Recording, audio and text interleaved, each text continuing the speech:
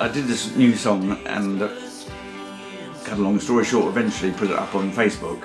Not that I'm big on Facebook or anything, but I put it up there and it proved pretty successful. It got thousands of hits quite quickly, which prompted Renaissance Records in America to come in and say, would you be interested in doing something? And originally they were going to do an EP.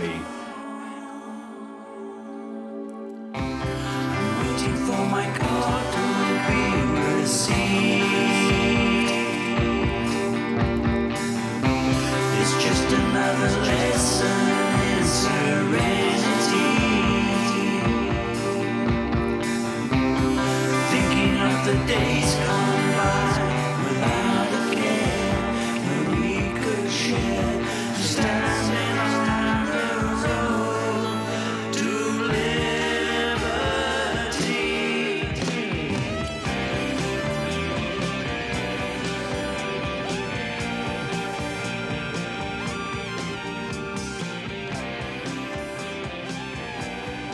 So I put two other tracks forward to them, which were existing tracks.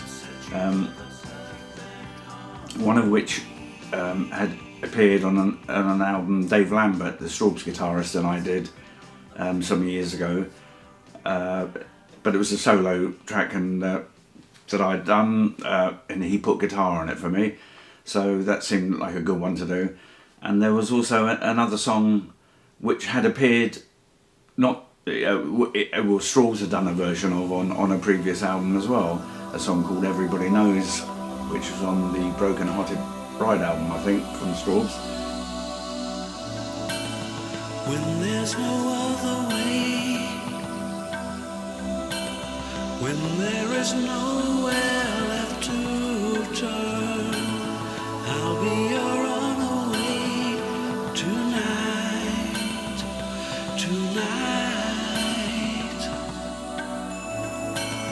We'll find a hideaway.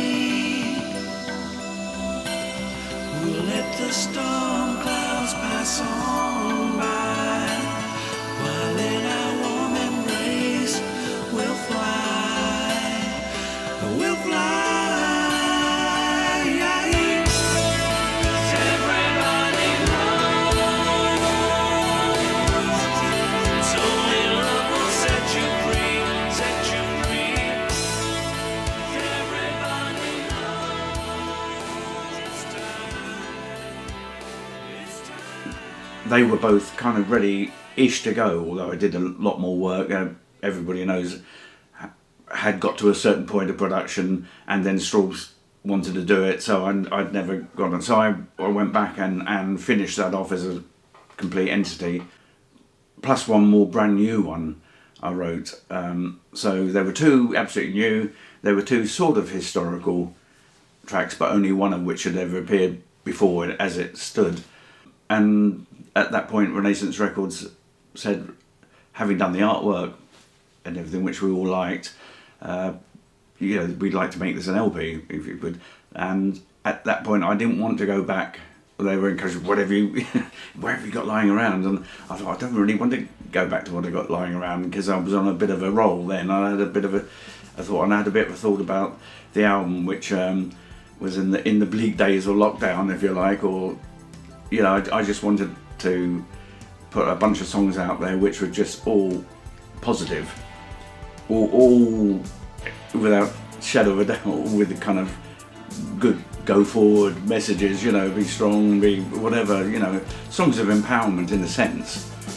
So it was all brand new stuff. I didn't want to go back to old ideas even. I just wanted to kind of roll with where we were going with it. Enter the field, take your position, windows of steel and firm decision. Open your heart in celebration into the light, into the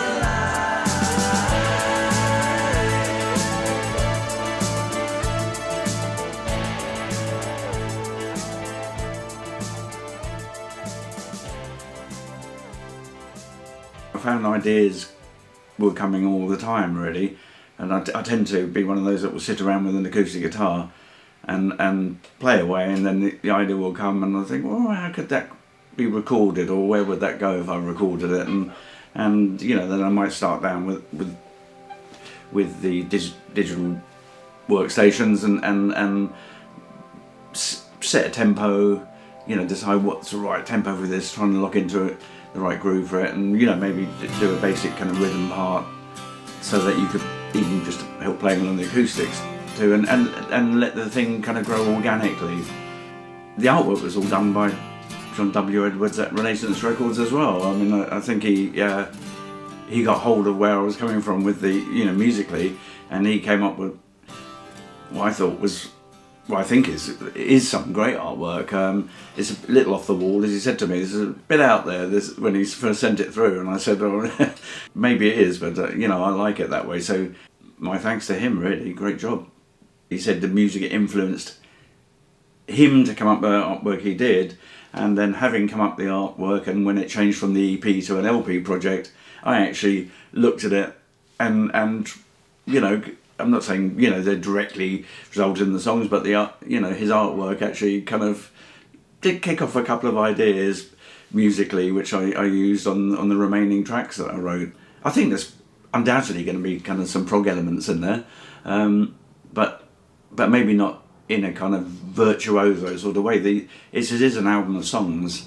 You know, I've been accused in the past of being a bit the commercial writing element, if you like, in Strawbs, for instance, or something like that. And so I'd like to think there was sort of some airplay worthy stuff on there. I think there's probably 3 or 4 things on here which probably have that same level of grab, hopefully.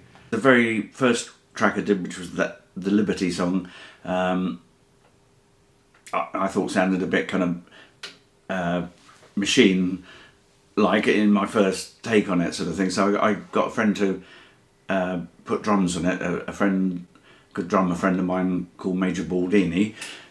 He sent him off the tracks, and he was like in lockdown. He set himself up with drums and some live mics at his place, and he put the right amount of energy into the track. I think it made a difference to me there, so very grateful for him. And there's a song called A Splash of Blue, which was the one that came out on the Dave Lambert Chaz Cronk album some while ago, and that is Dave playing guitar on that. Other than that, it's all me, but Dave plays some wonderful guitar throughout on that.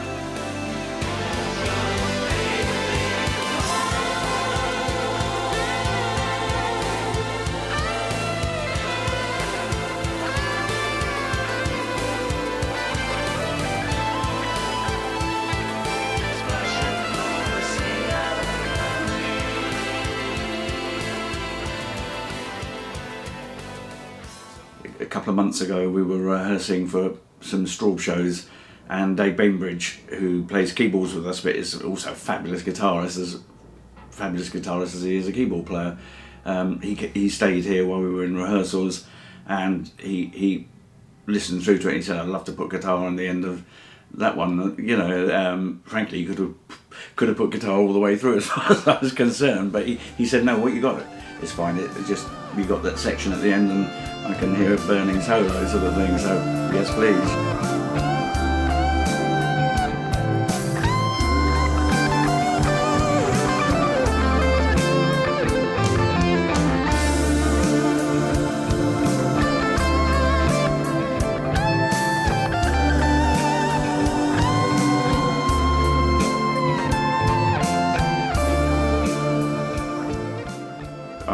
I'm blessed to say, you know, I've got Dave Bainbridge and Dave Lambert from the Strawbs.